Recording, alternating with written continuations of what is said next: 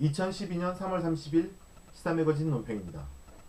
선거는 정치인과 민심의 민낯을 여실히 볼 수 있는 민주주의의 정점입니다. 정치인이나 정치 지망생의 입장에서는 민심의 반응과 향방을 직접적으로 확인할 수 있는 기간이지요.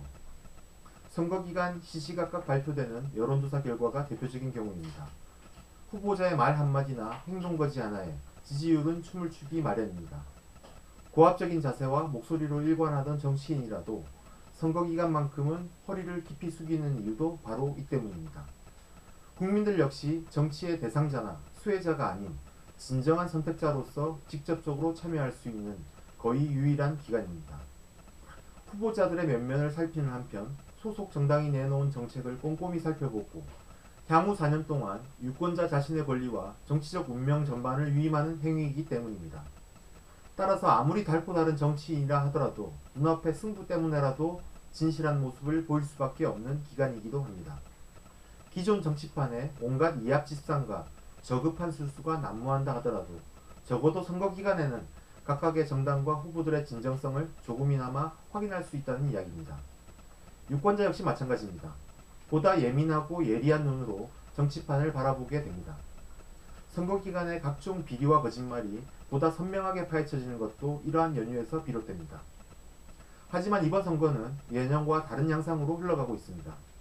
가장 진실되고 예민해져 있어야 하는 기간이지만 여야 모두 각자의 논리와 오해에 빠져 민심의 민낯을 제대로 보지 못하고 있기 때문입니다.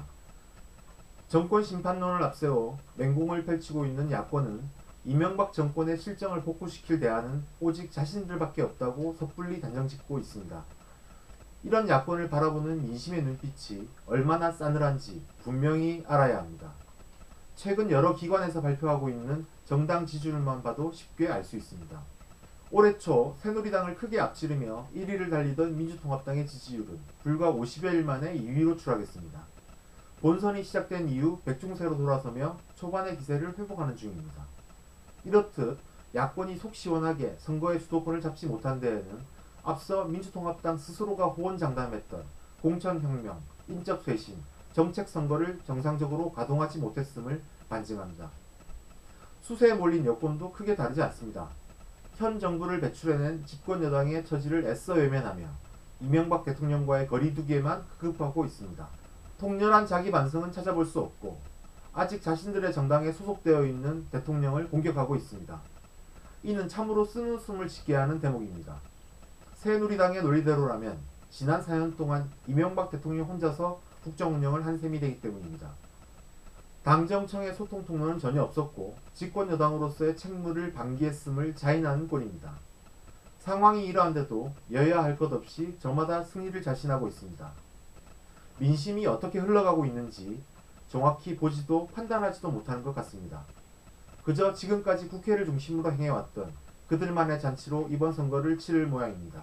4월 11일 심판의 날, 이 땅의 민초들이 단행하게 될 진짜 심판의 결과가 매우 기대됩니다. 시사매거진 논평 정대건이었습니다.